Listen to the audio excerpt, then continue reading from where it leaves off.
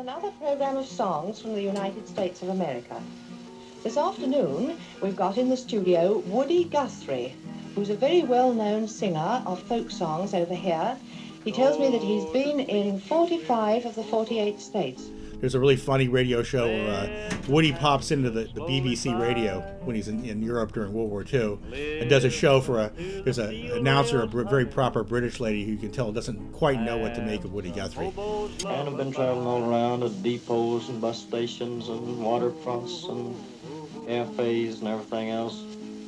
Saloons, picking up nickels. Well, Woody said that he'd like to sing your program about trains. I just love that. That's Woody Guthrie from a BBC broadcast, July 7th, 1944, a children's show.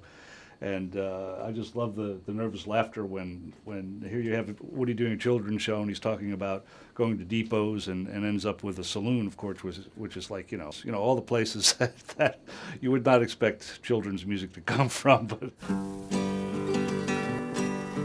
Back in 1927, I had a little farm and I called it heaven.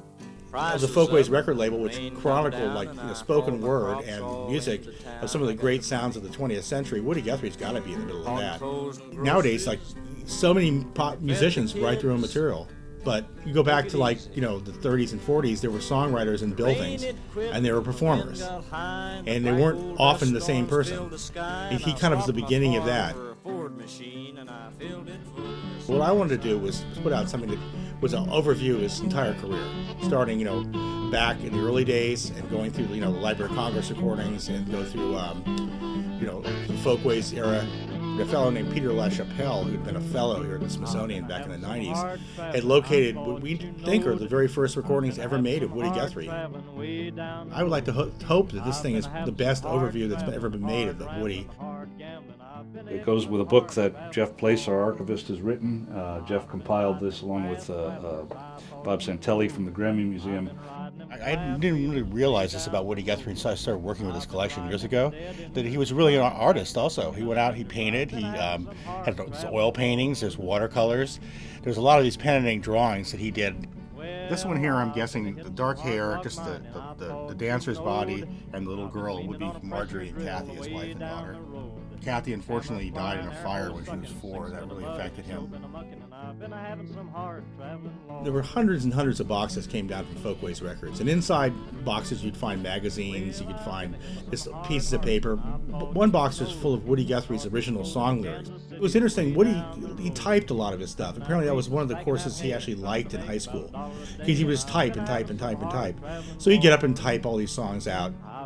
I think there's definitely a wow moment when you actually have the original sheet written, typed out by him or like written out by him, that you're actually kind of physically sitting with something that was sitting with him back at that period of time. This here is the first album, 78 albums, as it were, of Woody Guthrie that he put out for Moash back in 1944. Woody recorded hundreds of songs over the 1940s for Moash in his studio.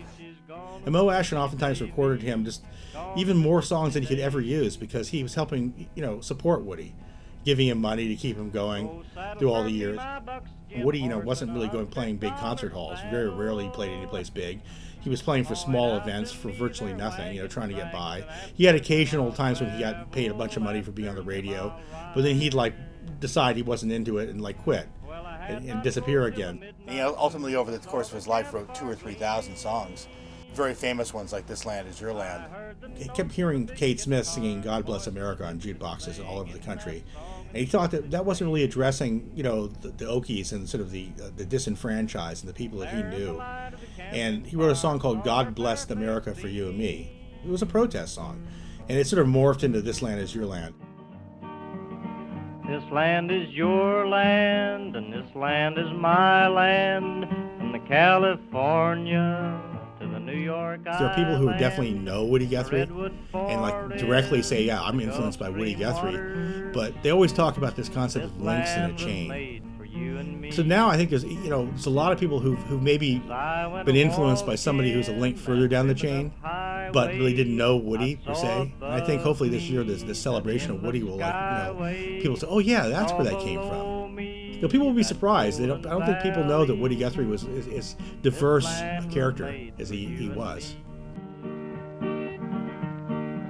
When the sun comes shining, then I was strolling, and the wheat fields waving, and the dust clouds rolling. The voice was chanting as the fog was lifting.